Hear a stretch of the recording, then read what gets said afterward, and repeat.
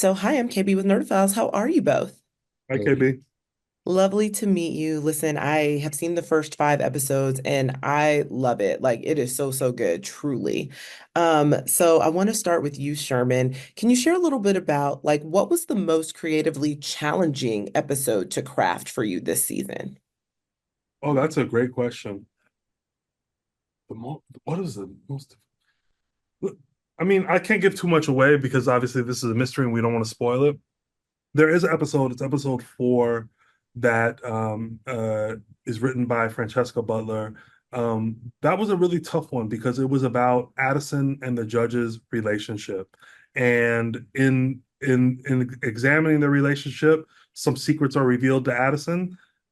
I won't go further. I won't go further than that. But it was a highly emotional, very difficult sort of relationship to craft, and I think Francesca did a great job with that. So that was one that sticks out as being really tough. Ooh, thank you for saying that because I find that Addison and the judge's relationship is truly the most complex because it seems like on the surface, Addison doesn't care, about anyone else other than himself. And I think his siblings say that often, but that doesn't seem to be the case. And this secret, which like I said, I only seen the first 5, so I know nothing about, seems to be a lot bigger than him, his siblings, his brother, I mean, excuse me, the judge.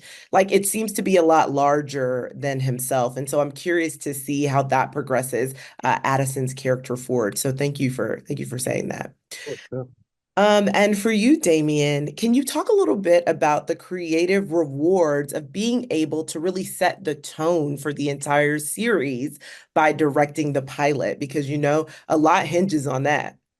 Yeah, it does. I try not to be so rigid, it's like actors and improv no usually means the stoppage of progress. So I try to direct in the same way. I try to make it, I try to make a pilot so that when our other two directors who helped us with this season came on, because I did 6 out of the 10, they would have to come in and essentially do the blocks when I needed to prep again.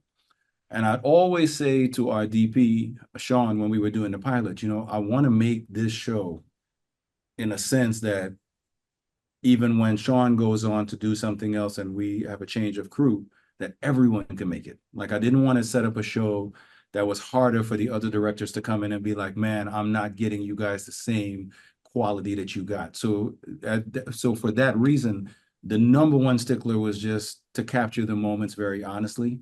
We have sort of a rule on set on the show, which was, no sides on set. So the actors always came to work 100% prepared. They knew all of their lines. They knew their scene partners' lines.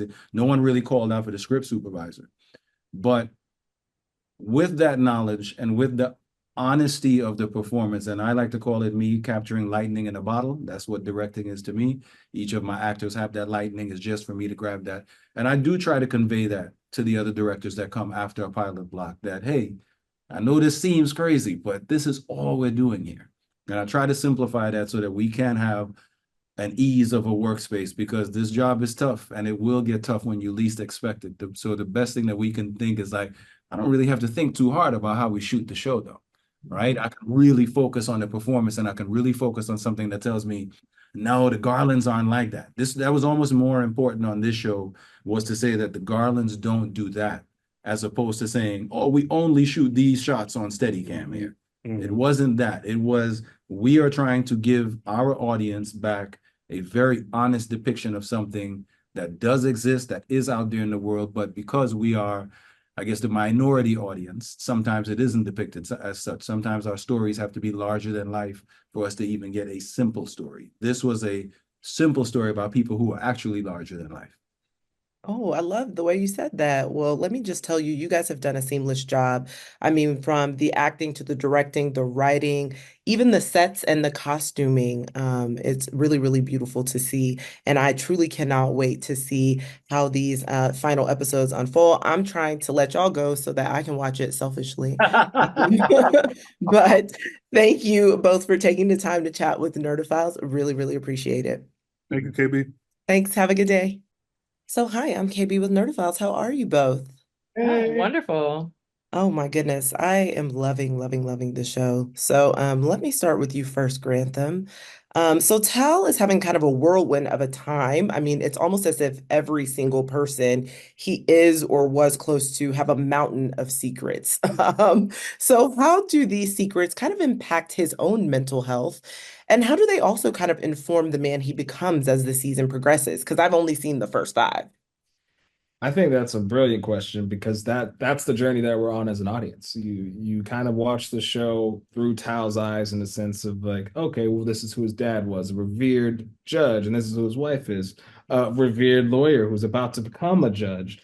And we're seeing all these kind of pillars and people in his life that are supposed to be the closest and most dearest to him, who've technically been lying or maybe betraying or maybe just not telling the full truth. And as he goes along from being the person who always follows the rules and always listens and is a dutiful son and husband, and kind of realizing that, oh, I need to choose my own choices as well. I need to find my path.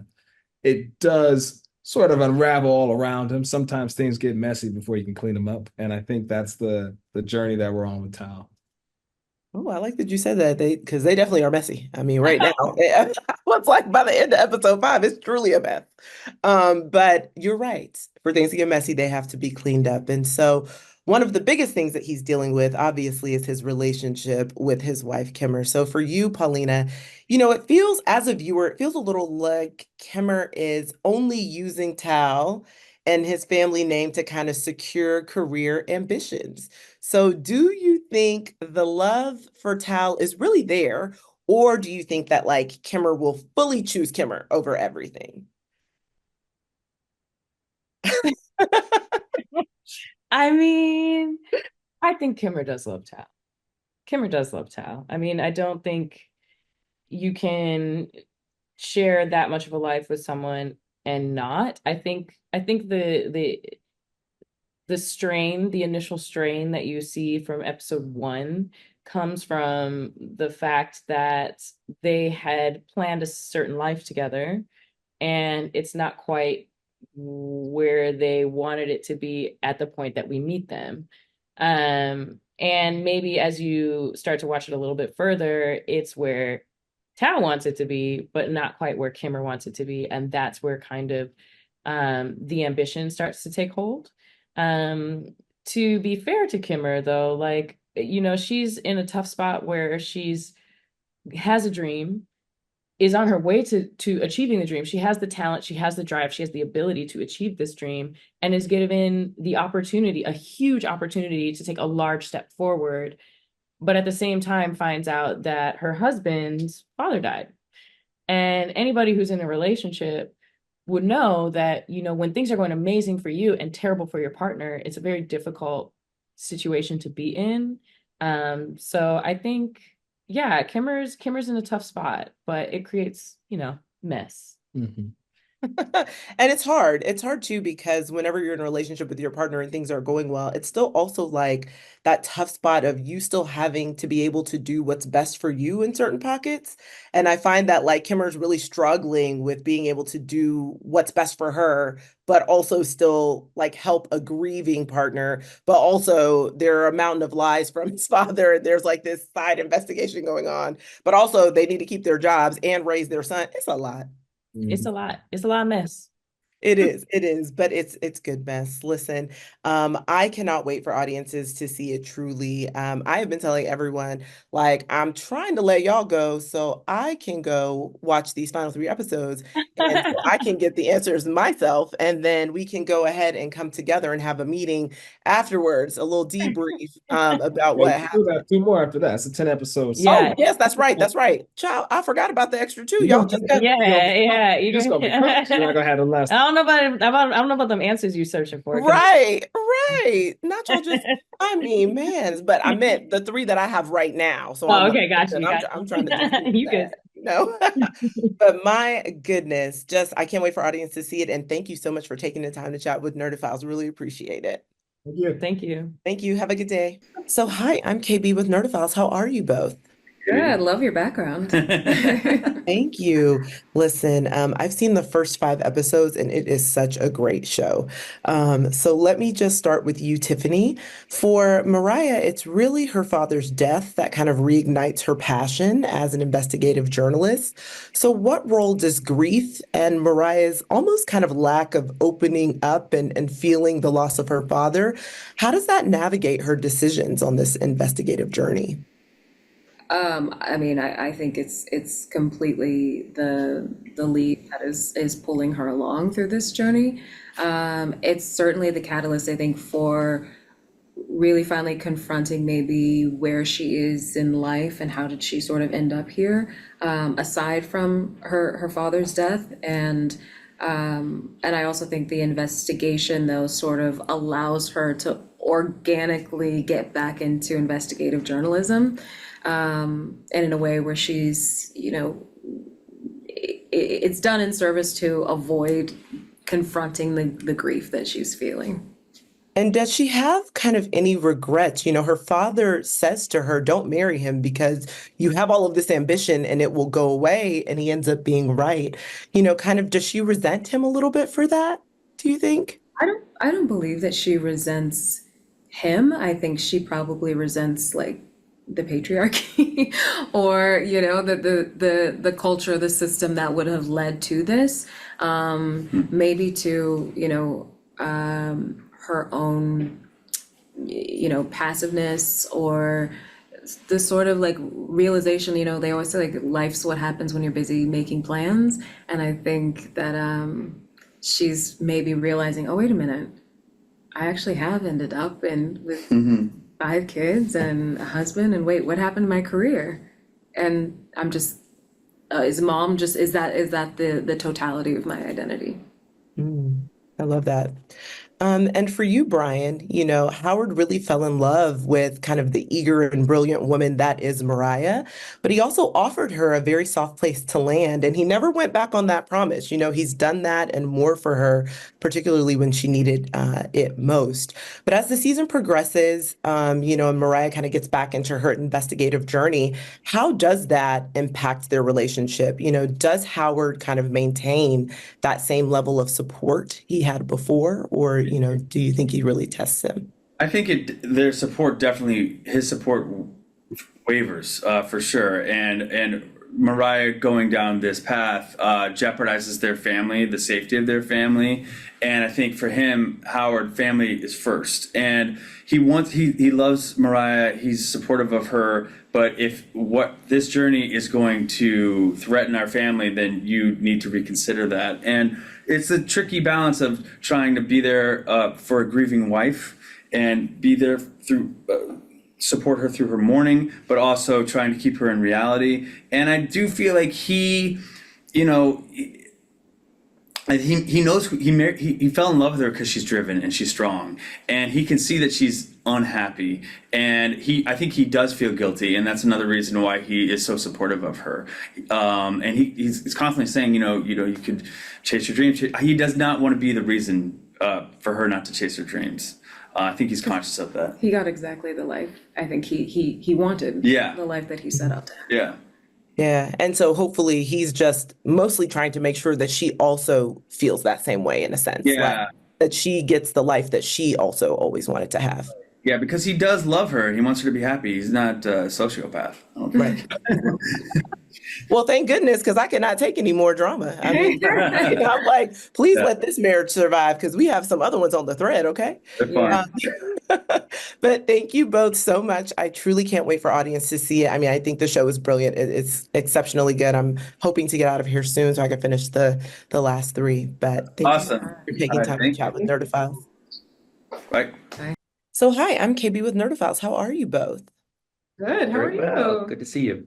Good to see you too. Doing well. Listen, I love the show. It is so good, but I have only seen the first 5, so please do not tell me what happens, because I'm trying to watch Oh, okay. this ends, okay? So I want to start with you, Jasmine. Kind of what secrets lie with Maxine? Because I knew as soon as she stepped foot, off that little roller skating rink, I was like, things are not what they seem with Maxine. And poor Tal is so naive. I was like, I love it. Thank you. Thank you for seeing me. We see each other. Yes, there's so many secrets that she has. And even not to like be like, please keep watching, but please keep watching because they keep unfolding. Those secrets maybe come out and maybe you learn she has even more secrets than you thought before. But I think she's one of the most like interesting people I've ever gotten to play, and also one of the most like badass women I've ever gotten to play. So I'm excited for people to meet her. Yeah. Okay, because listen, I have not gotten to that part yet, but I'm curious. I'm like, does she have ties to Uncle Jack? Is there a connection? Wouldn't you like to know? Well, you've seen 5 episodes. We've only seen 4. Oh, Yeah, well, but dang. you know, Yeah. yeah. I mean, I'm we like, have the ties that for wife and I say we have the ties that we're sitting here together right now. Yeah, we got that time. I was about to say, let me call my people and tell them to get you the last 4, you know? Please, yes. And so for you, Torrey, truthfully, Uncle Jack is filled with tons of secrets, but I really did think that he and the judge were truly friends, but I don't know. The more I watch, I'm like, what's going on? So do you feel like Jack is truly loyal to anyone else other than himself? That's a very good one. I would say Jack would answer he is loyal to others, especially to his best friend, who is the judge. They go back 50 years, back to college roommate days. And I think he sees himself as a good friend, a loyal friend, and someone who keeps his word, and he expects others to keep their word. And when the judge maybe doesn't keep his word, he gets angry. And so that's what puts stress on that friendship. But as far as Uncle Jack goes, he would never say that the judge is not his friend. Okay, now that's interesting because as soon as he threatened Tal, I was like, I don't know, Uncle Jack might not have your best interest at heart, Tal. You might want to run.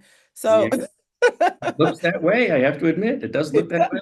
it does, but it's interesting that you said he still considers them almost like family, like no Yeah, he matter does. what's happened, And he would say it. he's out to protect him.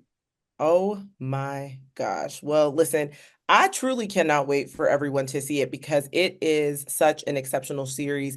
And please, once you guys, I feel like they need to do like post-mortem interviews for this. Like once the actors have seen all the episodes, once we've seen all the episodes, then we need to come back together and have a huddle about it for We'll sure. be there. We'll be here. Name the time, name the place. We'll show Yes, up. yes, please. Well, thank you so much for taking the time to chat with Nerdophiles. Really appreciate it. Thank All right, you. good to see you. Good to see you too. Have a good one.